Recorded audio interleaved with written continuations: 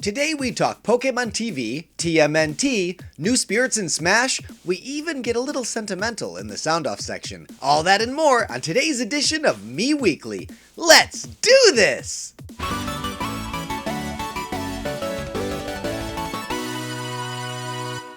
Hey everybody, welcome to another edition of Mii Weekly, this time for Friday, August 27th, 2021. I'm Hero TJ with Nintendo Wire, coming to you from Taipei, Taiwan. Thanks for joining me. Some interesting little news tidbits this week, so let's start off with some headlines. Have you been meaning to catch up on the Pokemon series? You're in luck. Nintendo and the Pokémon Company have brought the longtime TV show to the Switch through the new Pokemon TV app. It's already been available on mobile and smart TVs, but now you have the opportunity to watch on your Nintendo Switch. There's also a special junior category added to Pokemon TV, with content specifically tailored to younger audiences. Other than getting a new way to watch episodes, you'll also be able to brush up on your Pokemon trading card game strategies by watching matches and getting some training tips. The Pokemon TV app is currently available to download from the Nintendo eShop. I downloaded the Pokemon TV app for my kids, and was disappointed to discover that unfortunately it's not available in Taiwan. Oh well, I guess there's always Netflix. During Gamescom Opening Night Live, a new character was revealed for Teenage Mutant Ninja Turtles Shredder's Revenge, none other than intrepid reporter and longtime friend to the Turtles, April O'Neil, all decked out in her iconic yellow jumpsuit, and handling some serious business on the baddies, right alongside her turtle friends. To say April O'Neil is a welcome addition as a playable character is an understatement, to say the least. My daughter is super pumped. Even though Teenage Mutant Ninja Turtles Shredder's Revenge won't be launching until 2022, this game is definitely on my radar.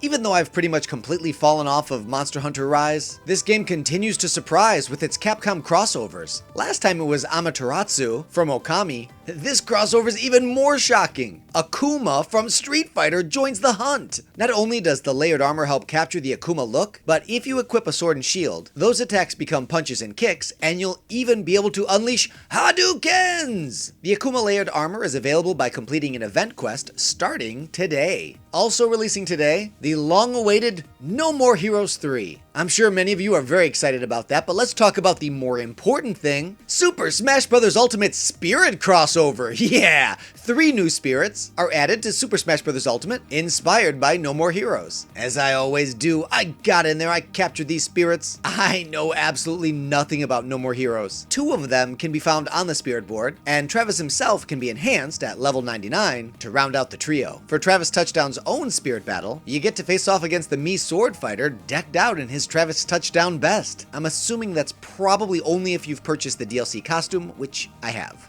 The No More Heroes 3 Spirit event begins today and will run until September 1st.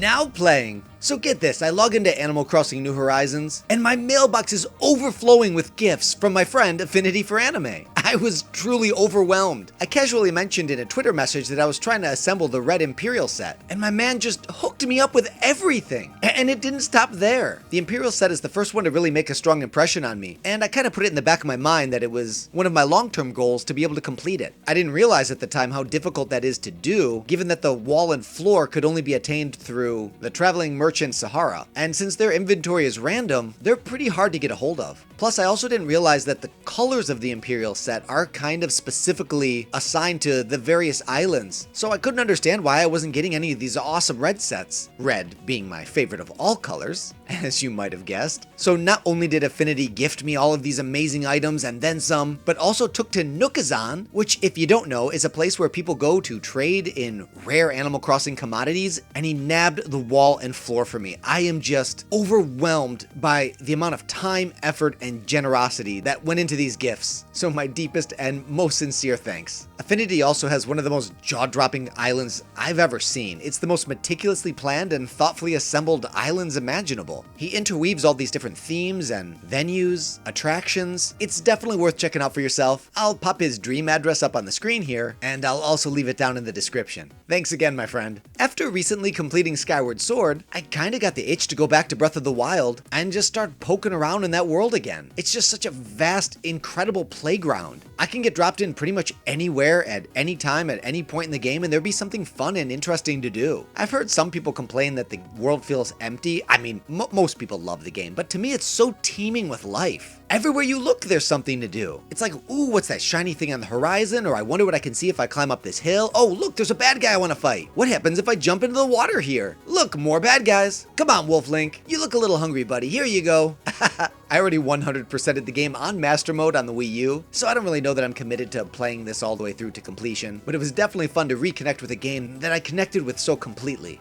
This episode's Spirit of the Week comes from Cody Stork. We're looking at number 302, Stork. From the Yoshi series, Stork first appeared in Super Mario World 2, Yoshi's Island, and the render you're looking at comes from Yoshi's New Island. Well, everyone knows where babies come from, right? They're delivered to their parents by a coordinated coalition of storks, obviously, and apparently it's no different in the Mushroom Kingdom. The stork, as I said, gets its start in Super Mario World 2, Yoshi's Island, attempting to deliver twin brothers Mario and Luigi to their parents, when they're set upon by Kamek, who succeeds in kidnapping both Luigi and the stork, only to be rescued later by a baby-toting Yoshi. The stork's responsibilities balloon dramatically in Yoshi's Island DS, where in addition to aiding baby Mario and Luigi, they also have to help baby Peach, baby Donkey Kong, baby Wario, and even baby Bowser, traveling with these precious little star children in cutscenes, and bringing the babies to Stork stops. Should you equip the Stork Spirit in Super Smash Bros. Ultimate, you'll be blessed with strong wind immunity. You can purchase the Stork Spirit at Beetle's Tent. Thanks to Cody for the suggestion. If there's a spirit you'd like to see as the Spirit of the Week, please let me know in the comment section below, and if yours is selected, you'll be recognized in the episode with an on-screen credit, just like my buddy Cody.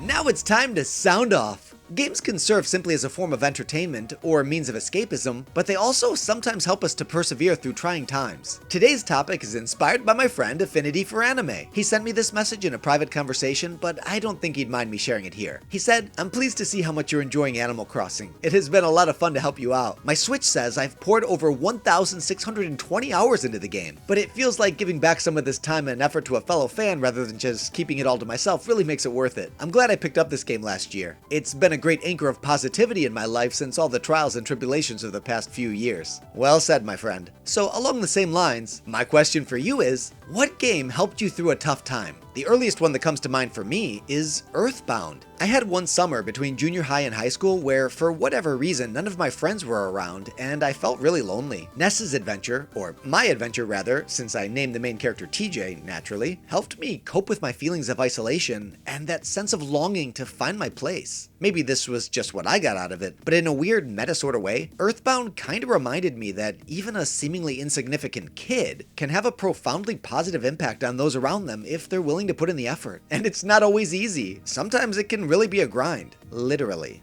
I can't explain exactly why it hit me the way it did, but I'm grateful for the experience, and I've carried the memory to present day. But that's enough from me. I can't wait to see what you have to say in the comment section below. And that's a wrap on another edition of Mii Weekly. You're amazing, and don't you forget it. I sure do enjoy bringing Mii Weekly to you every Friday, and I hope you'll continue joining me right here on the Nintendo Wire YouTube channel. You have yourself a super awesome, amazing next level week. I'll see you right back here again real soon. Until then, this is Hero TJ signing out.